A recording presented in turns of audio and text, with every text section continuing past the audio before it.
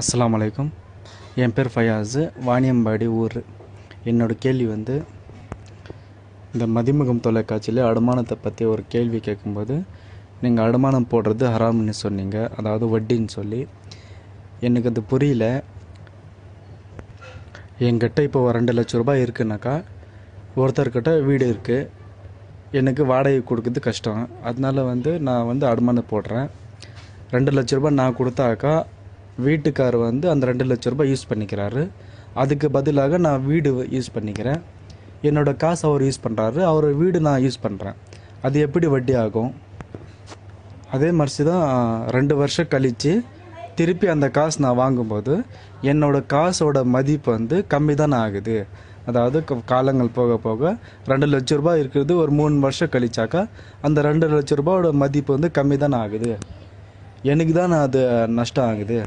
அப்புறம் நான் நஷ்டம் சமாளித்து கூட வட்டின்னு சொல்கிறீங்க, அது எப்படி வட்டி ஆகும்? என்னுடைய 3வது கேள்வி அடமானத்து போடுறது வட்டி தான், அது ஹராம் தான் சொல்லி சரியான ஹதீஸ் இருக்கா? குரானோட வசனம் இருக்கா, ஆயத்து இருக்கா? அதுதான் என்னோடய கேள்வி. இப்போ மற்ற பொருட்கள்லாம் வட்டின்னு சொல்லி எப்படி ஹதீஸ் இருக்குது, குரானோட ஆயத்து இருக்கோ, அதே மாதிரி தான் அடமானத்து கூட இருக்கா? இது என்ன கேள்வி. அஸ்ஸலாமு அலைக்கும். வாணியம்பாடியை சேர்ந்த ஃபயாஸ் என்ற சகோதரர் கேட்கிறார். என்ன கேட்கிறாருன்னா, அடமானம் கூடாது என்று நீங்கள் சொன்னீர்கள். அது ஒரு வார மதிமுகம் தொலைக்காட்சியில் நான் சொன்னேன்றார். அடமானம் கூடாது என்பதற்கு அதுக்கு ஏதாவது ஆதாரம் இருக்குதா? அடமானம் செய்யக்கூடாது ஆதாரம் இருக்குதா குர்ஆன் ஹதீஸ்ல என்று ஒரு கேட்கிறார். அதுபோக நம்ம ஒரு அடமானம் சொல்றாருன்னா, ஒத்தின்னு சொன்னோம்ல, அதை ஒரு அடமானம் விளங்கிட்டார். அடைமானத்திற்கும் ஒத்திக்கு மத்தியில் பெரிய வித்தியாசம் இருக்கு. இஸ்லாத்தில் அடமானம் கூடுமா என்று கேட்டால் கூடும். அடமானம்டா என்ன என்று கேட்டால், எனக்கு ஒரு கடன் தேவைப்படுது, நான் வாங்கின கடனை கொடுக்காம ஏமாத்திட முடியும். அதுக்காக என்ன செய்யறேன்னா, செக்யூரிட்டிக்காக வேண்டி இதை வச்சுக்கிட்டு எனக்கு 1000 ரூபாய் தாங்க அப்படின்னு கொடுக்கறது. இந்த பொருளை எது கொடுக்கறது? செக்யூரிட்டிக்காக கொடுக்கறது. இவர் அதை பத்திரமா வச்சுக்கணும். நான் 1000 ரூபாய் கொடுத்து திருப்பி தந்துடணும். அடமானம் நீங்க வாங்கின ஒன்றை நீங்க யூஸ் பண்ணக்கூடாது. அடமானங்கிறது எதுக்கு வாங்குறதுன்னு கேட்டா, அதுல உள்ள பயனை பெறுவதற்காக வாங்குறதெல்லாம் அடமானம். வேற எதுக்காக வேண்டி? கொடுத்த கடன் வரக்கூடாது என்று செக்யூரிட்டிக்காக வேண்டி. இப்ப பேங்க்ல நீங்க மார்க்கெட்ல கூடாது புரிஞ்சுக்கிறதுக்காக வேண்டி பேங்க்ல உங்க வீட்டை என்ன செய்யறீங்க, அதை வச்சு அடமானமா வச்சு ஒரு கடனை வாங்குறீங்க. அந்த பேங்க் அதை அனுபவிப்பான அந்த வீட்டை, அந்த டாக்குமெண்ட்டை வச்சுக்கிடுவான். அந்த புடிமான அவன்கிட்ட இருக்கும். அவனை அதை திறந்து ஆபீஸ் போட போறான் இல்ல. அந்த கடனை தருவதற்காக வேண்டி ஒரு பிடிமானத்திற்கு வாங்கி வைத்துக் கொள்வதுதான் அடமானம் என்பது. ரசூலுல்லாஹ் அடமானத்திற்கு நினைஞ்சிருக்காங்கன்னா, கொஞ்சம் கோதுமையை வாங்குறதுக்காக வேண்டி தன்னுடைய கவச ஆடையை கொடுத்தெல்லாம் வாங்கி இருக்கிறார்கள், யகூதிட்ட வாங்கி இருக்கிறார்கள் என்றெல்லாம் ஆதாரம் இருக்கிறது. இது புகாரில 2522வது 2252வது ஹதீஸில் இருக்கிறது. அடமானம் என்று நல்ல விளைக்கணும். அடமானம் சொன்னா ஒரு அமானிதம் மாதிரி. அடமானமாக நம்ம உதாரணமா ஒருத்தர் வீடு வச்சிருக்கிறார். அவருக்கு ஒரு பெரிய 5 லட்ச ரூபாய் கடன் தேவைப்படுகிறது. 5 லட்ச ரூபாய் சும்மா கொடுத்தோம்னு சொன்னா, நான் எப்ப வாங்கணும்னு சொல்லிடுவாரு. உலகம் அப்படிப்பட்ட உலகமா இருக்கிறது. அந்த மாதிரி இருக்கும்போது அந்த 5 லட்ச ரூபாய் கொடுப்பதற்கு அந்த வீட்டு பத்திரத்தை நீங்க வச்சுக்கிறீங்க. அந்த பத்திரம் இருந்தா அவர் விற்க முடியாது, ஒன்றும் செய்ய முடியாதுல்ல. அது ஒரு பிடிமானம் ஆயிரும். அதுக்கு ஒரு எழுத்து மானம்லாம் போட்டு அந்த பத்திரத்தை ரிஜிஸ்டர் பண்ணி என்ன செய்யணும், அந்த பத்திரத்தை இவர் கையில வச்சுக்கிட்டாரு. சும்மா கொடுத்தீங்கன்னு சொன்னா போலீஸ்ல போய் என் பத்திரம் காணா போச்சுன்னு என்ன செய்வாங்க, அதுக்கு நமக்கு அதுல ஏமாத்தி போயிடுவாங்க. பத்திரத்தை வாங்கி கொண்டு கொடுக்க நினைச்சாலும் கூட அதுக்கெல்லாம் சில முறை இருக்கிறது. அப்படி பத்திரத்தை வாங்கி கொண்டு நம்ம கொடுக்குறோம் என்று சொன்னால், எதுக்கு அந்த பத்திரத்தை வாங்குறோம்? அவன் தராம ஏமாத்தினா இந்த பத்திரத்தை வச்சு நம்ம என்ன செய்வோம், நம்ம அதை விற்கிறதுக்கோ வேற எதற்கோ அதுல அந்த கொடுக்கும்போது அதெல்லாம் எழுதிடுவாங்க. அந்த மாதிரி ஒரு பவர் மாதிரி வாங்கிக்குவாங்க. அந்த மாதிரி செஞ்சால் அது தப்பு இல்ல, கூடும். ஏன்னு கேட்டா, அந்த பத்திரத்தை வாங்கிக்கிட்டோமே தவிர வீடு அவன்கிட்ட தான் இருக்க போகுது. வீட்டுக்குள்ள நம்ம போய் குடியேற போறது இல்ல. இதுக்கு பேர் தான் அடமானம். அடமானம் மார்க்கத்துல கூடும். அல்லாஹ்வே குர்ஆன்ல என்ன செய்யறான், ஃபரிஹானு மக்பூலா, நீங்கள் கடன் கொடுத்தீர்களே ஆனால் ஒன்னு எழுதி கொள்ளுங்கள், இல்ல சாட்சி கீழ்ச்சி கிடைக்கல என்று சொன்னா அடமானமா ஒன்றை பெற்றுக்கொண்டு கடன் கொடுங்கள் என்று குர்ஆன்ல சொல்லப்படுகிறது. அதனால ரசூலுல்லாஹ்வே அடமானமா கொடுத்து நினைக்கிறாங்க, கோதுமை வாங்கி இருக்கிறாங்க. அடமானம் கூடுமான்னா, அடமானம்னு அவங்க என்ன விளங்கிட்டாங்கன்னு கேட்டா, இந்த அடகு கடைன்னு வச்சு வட்டி வாங்குறாங்க இல்ல, அதை விளங்கிட்டாங்க. நம்ம ஊர்ல அப்படி ஆகி போச்சு அடமானதுக்கு அர்த்தம். நம்ம நாட்டுல அடமானம்னா என்னது, வட்டி கடன் அர்த்தம் ஆயிடுச்சு. இஸ்லாத்துல அடமானம் என்பதற்கு என்ன அர்த்தம்னு கேட்டா, அதை நம்ம பயன்படுத்தக்கூடாது. அவன் என்ன மாதிரி தந்தானோ அப்படி திருப்பி கொடுத்துடணும். வேற எதுக்கு வாங்கி வைக்கணும் என்று கேட்டால், கொடுத்த காசை திருப்பி வராட்டி அதை என்ன செய்யலாம், அதுக்காக வாங்கி வச்சுக்கிறது. இதை விளங்கிக்கணும். எந்த அளவுக்கு ரசூல் அடமானத்துக்கு சொல்றாங்கன்னு கேட்டா, இப்ப அந்த காலத்துல என்ன செய்வாங்கன்னு கேட்டா, ஒரு குதிரை வச்சிருப்பாங்க. குதிரையை கொண்டு வச்சுக்கிட்டு, நீ எனக்கு ஒரு 5000 ரூபாய் கொடு, நான் 5000 ரூபாய் கொடுத்து குதிரையை மீட்டிக்கிறேன்னு சொல்றாங்க. அப்ப இந்த குதிரை மாதிரி குதிரை ஒட்டகம் இந்த மாதிரி வாகனத்தை நீங்கள் அடமானமா பெற்றீர்கள் சொன்னா, அந்த குதிரைக்கு நீங்க தீனி யார் கூட அவன்ல போடணும். குதிரைக்கு சொந்தக்காரன் யாரு? குதிரையை கொண்டாந்து என்கிட்ட அடமானமா வைக்கிறான். சட்டி பொட்டியை தந்தான்னா நான் பாட்டு பேசாம வச்சிருவேன், அது செத்து போகாது. குதிரையை கொண்டாந்து என்கிட்ட தந்துட்டு 5000 வாங்கிட்டு போயிட்டான். ஒரு வருஷம் கழிச்சு என்கிட்ட வாங்க வருவான். ஒரு வருஷம் வரைக்கும் அதுக்கு யார் தீனி போடுவா? தீனி போட செத்து போயிருமே, அடமானத்துக்கு மீனிங் இல்லாம போயிடும். அப்ப ரசூலுல்லாஹ் சொல்றாங்க, இந்த வாகனம்னா காரு பஸ்ஸுக்குள்ளது இல்ல. அந்த காலத்துல இருந்த உயிர் உள்ள வாகனம், அதாவது குதிரை ஒட்டகம், இந்த மாதிரி வாகனங்களை நீங்கள் அடமானமா கொடுத்தால் அதுக்கு நீங்கள் செலவழிக்கிற காரணத்தினால் அதை நீங்க சவாரி செய்து கொள்ளுங்கள். செலவழிக்கணும்ல, அந்த சொத்தவனுடைய சொத்தா இருக்கு, அதுக்கு தீனி நம்ம தானே போடுறோம். போடுற தீனி கூலியாக நம்ம என்ன செய்யணும்? மாடா இருந்தா வண்டியில கூட உழவு வரைக்கும் பார்த்துலாம், வண்டி மாடா பூட்டிக்கலாம். குதிரையா இருந்தா ஏறி சவாரி செஞ்சு போகலாம். அதெல்லாம் என்ன இல்ல, வட்டியில வராது. ஏன் வராது? அடமான ரூபா அப்படியே தருவோம், அப்படி கொடுத்துட போறோம். எக்ஸ்ட்ரா நம்ம செலவழிக்கிறோம்.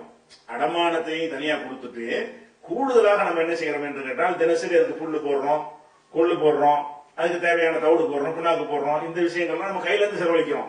கையில இருந்து செலவு செய்யாட்டி அடமானத்துக்கு மீனிங் இல்லாம போயிடும். அப்ப ரசூலுல்லாஹ் என்ன செய்யறாங்கன்னா, அர்ரஹ்னு யுர்கபு பி நஃபகத்திஹி, புகாரில் 2511வது ஹதீஸ். அடமானம் பெற்ற பொருள் அடமானம் பெற்ற வாகனங்கள், அந்த வாகனங்கள் அதற்கு செலவழிக்கிற காரணத்தினால் அதில் சவாரி செய்து கொள்ளலாம். அந்த அடமானத்துக்கு தான் அனுமதிக்க, நல்லா விளங்கிக்கிறேன். அது மத்தது கூட அர்த்தம். எதனால் அனுமதிக்கிறாங்கன்னு கேட்டா, பி நஃபகத்திஹி, இதை நான் அடமானம் வாங்கிட்டேன், இதுக்கு என்ன நான் செலவழிக்க போறேன், வைக்க போறேன். இந்த பொருளை இது செத்து போயிருமா, இதுல தீனி போடணுமா, பேசாம வாங்கி வைப்ப, திருப்பி கொடுத்துட வேண்டியதான். அப்ப அடமானத்துக்கு எதுவும் வாங்கக்கூடாது என்ற காரணத்தினாலதான் இந்த வாகனத்தை நீங்கள் அடமானமா பிடிச்சீங்கன்னு சொன்னா, நீங்க என்ன செய்யலாம், அதுல நீங்க சவாரி செஞ்சுக்கலாம். அல்லது ஒரு பசுமாட்டை கொண்டாந்து உங்கள்கிட்ட அடமானமா கொடுத்து விட்டான், அதுல இருக்குமா என்ன செய்யறது, அதுக்கு தீனியை போடுறீங்க, குட்டி போடுது, பால் கறக்குதா, அந்த பாலை குடிச்சுக்கிறீங்க நீங்க, அது தப்பு கிடையாது. ஏன் நீங்க சும்மா பால் குடிக்கல, அந்த மாட்டுக்குரிய தீனி நீங்க போடுறீங்க. அதனால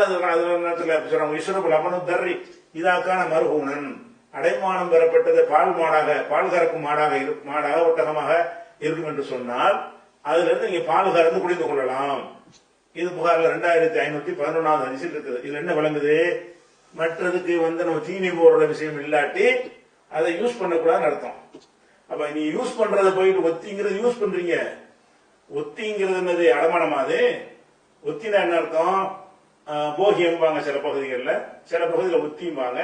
இந்த வார்த்தை பழக்க வாணியம்பாடியா இருக்கனால உங்களுக்கு அந்த உருது மக்களுக்கு இந்த சொல்லு புரியலன்னு நினைக்கிறேன்.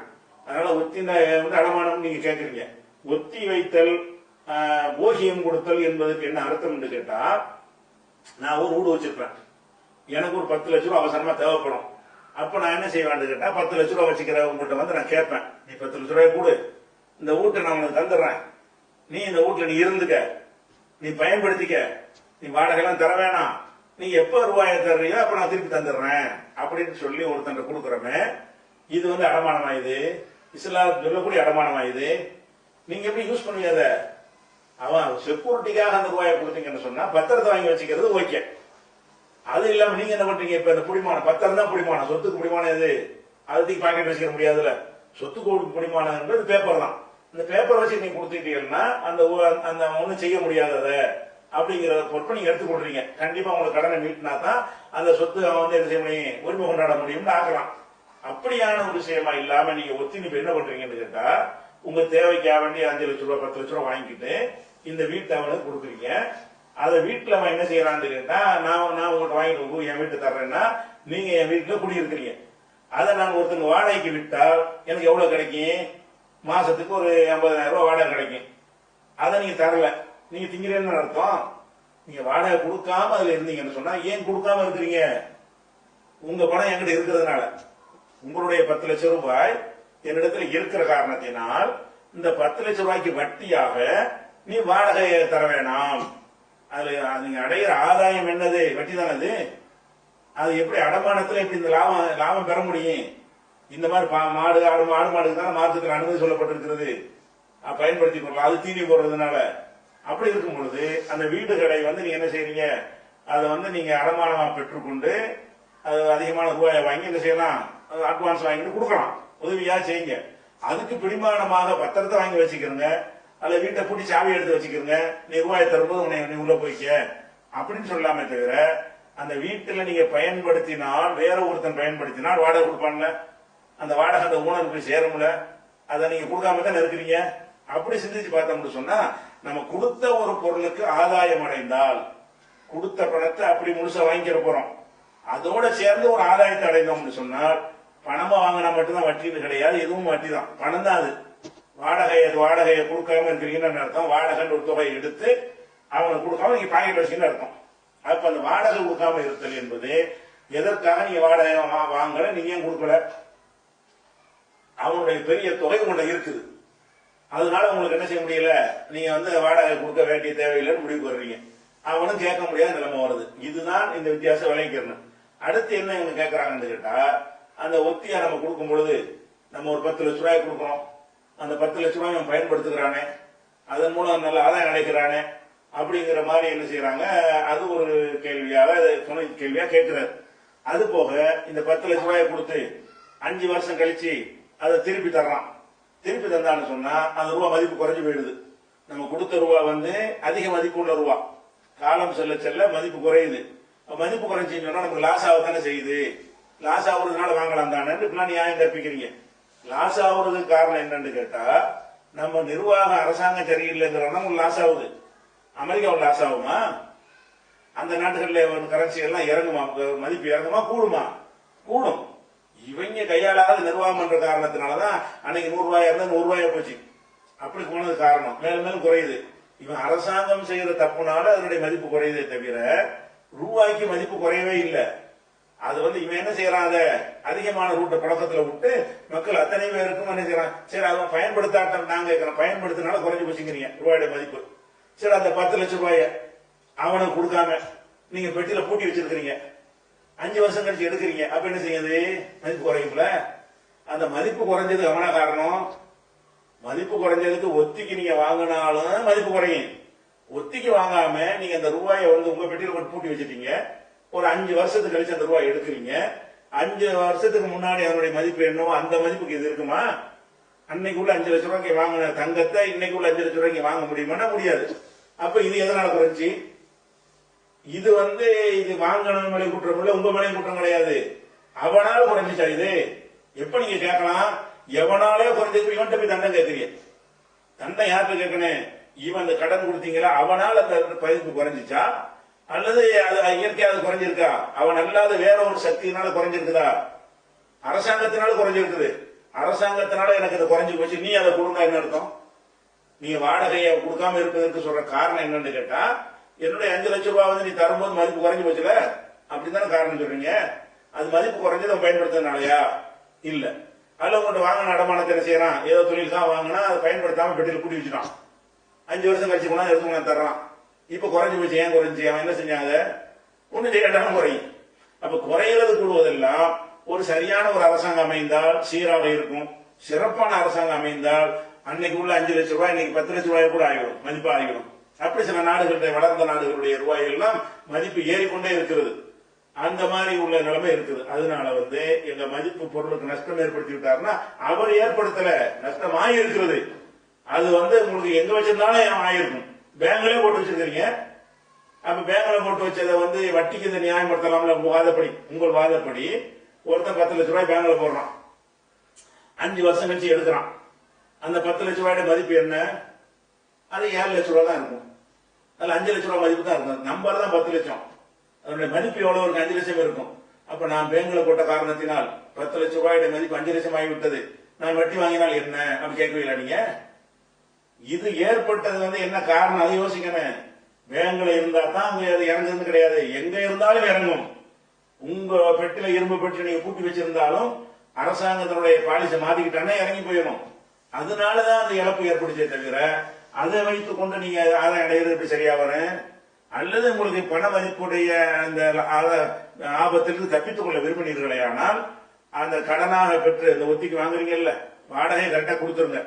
அந்த ரூபாய்க்கு நீங்க என்ன செய்யணும்னு கேட்டா, ரூபாயாக பேசாம இந்தாப்பா 5 லட்சம் ரூபாய் என்கிட்ட வாங்குறேன், இந்த பேப்பர் விட்டு தரல, இன்னைக்கு இந்த ரூபாய்க்கு வந்து இத்தனை பவுன் தங்கம் வாங்கலாம், இந்த பேப்பர்ல பாரு, மார்க்கெட்ல டிவியை பாரு என்ன, அப்ப அந்த கோல்டு பிரைஸ் அப்ளிகேஷன் எடுத்து பாரு, அப்ப இந்த ரேட் வந்தா நீ எனக்கு திருப்பி தரும்போது இந்த தங்கம் வாங்குற ரூபாய் நீ தரணும், குறைஞ்சாலும் குறைச்சு தந்துரு, கூடுனாலும் கூட தந்துரு என்று நீங்கள் அறிவுபூர்வமாக செஞ்சு அந்த அக்ரிமெண்ட் செஞ்சிருந்தீங்கன்னா நஷ்டம் வராது. நீங்க 5 லட்சம் கொடுத்து 20 லட்சம் கூட வாங்க வேண்டி வரும். ஏன்? அவன் நோட்டுடைய மதிப்பு இறங்கி போச்சுன்னு சொன்னா உங்க கொடுத்த மதிப்பே உங்களுக்கு வேணும் என்று சொன்னீர்களே, ஆனால் அவங்ககிட்ட என்ன செய்யணும், நீங்க அக்ரிமெண்ட் போடும்போது இந்த பேப்பருக்கு மதிப்பு இல்ல, உன்னை ஏமாத்துறாங்க அரசாங்கத்துல, அதனால இன்னைக்கு நான் 1 லட்சம் ரூபாய் கொடுத்துட்டு 1 வருஷம் கழிச்சு நீ தந்தீங்கன்னா 10,000 ரூபாய் தான். இது பெரிய அயோக்கியத்தனமா இருக்குது. அதனால இன்னைக்கு தங்கத்தை தான் உலகம் பூரா உள்ள மார்க்கெட்ல நம்ம எடுத்துக்கிறோம், மூலதனம் தங்கம் தான். இன்னைக்கு நான் தரக்கூடிய 1 லட்சம் ரூபாய்க்கு வந்து இவ்வளவு தங்கம் வாங்கலாம், அப்ப நான் உனக்கு தங்கத்தை தான் தர்றேன் வச்சுக்க, நீ திருப்பி தரும்போது இதே கிராம் எடைக்கு உள்ள தங்கத்தை கொடு அல்லது அதற்கு ரூபாய் கொடு. இது மார்க்கத்தில் தப்பு கிடையாது. ரெண்டாவது உங்களுக்கு லாஸ் கிடையாது. அரசாங்க திருத்தனத்தினால ஒருத்தங்க அநீதி இழைக்கக்கூடிய நிலைமை ஏற்படாது. அப்படி நீங்க அறிவுபூர்வமா அதை அணுகணுமே தவிர எவனோ செய்யற ஒரு இழப்புக்காக வேண்டி இவன் தண்டம் வாங்குறது நியாயம் கிடையாது. அப்ப நீங்க 10 லட்சம் ரூபாய் வாங்கின பிறகு அந்த வீட்டை நீங்கள் பயன்படுத்த கூடாது. நீங்கள் பயன்படுத்தினீர்கள் ஏன்னா அடமானத்துறை சட்டத்தை மீறுறீங்க. நீங்க வாங்குறது அடமானம் அப்படிதான் சொல்றீங்க. அடமானம்னா நீங்க யூஸ் பண்றீங்க, அடமானம் கொடுத்து பூட்டி வச்சிருங்க, ரூபாய் தரும்போது திருப்பி கொண்டே கொடுங்க, அது ஓகே. நீங்க அடமானம்னு வார்த்தை யூஸ் பண்ணிக்கிறீங்க. இந்த உலகத்து அடமானம் இல்ல, நடைமுறை மார்க்கத்தில் உள்ள அடமானம். மார்க்கத்தில் உள்ள அடமானம்ங்கிற வார்த்தை யூஸ் பண்ணிக்கிறீங்க. நீங்க வட்டியுடைய செயல்பாட்டை அதை கொண்டு வைக்கிறீங்க, அதை போய் நீங்க அடமானம்னு பேர் தப்பா சுட்டி கொள்றீங்க.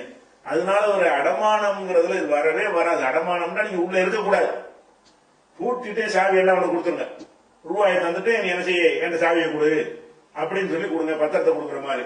நீங்க குடி இருப்பீங்கன்னு சொன்னா நல்ல வீடா இருக்குது கிடைக்காது, 10 லட்சம் ரூபாய் வச்சுக்கிறங்க, என்ன வாடகை அதை வாங்கிக்கிறங்க அப்படி கொடுங்க. அப்படின்னா நீங்க கொடுத்த காசுக்கு எந்த ஆதாயத்தையும் அடையல, சரியா? அது நம்பிக்கைக்காக கொடுத்துருக்கீங்க. இப்படிதான் வழங்கிக்கொண்டு அதுல குழப்பம் கிடையாது.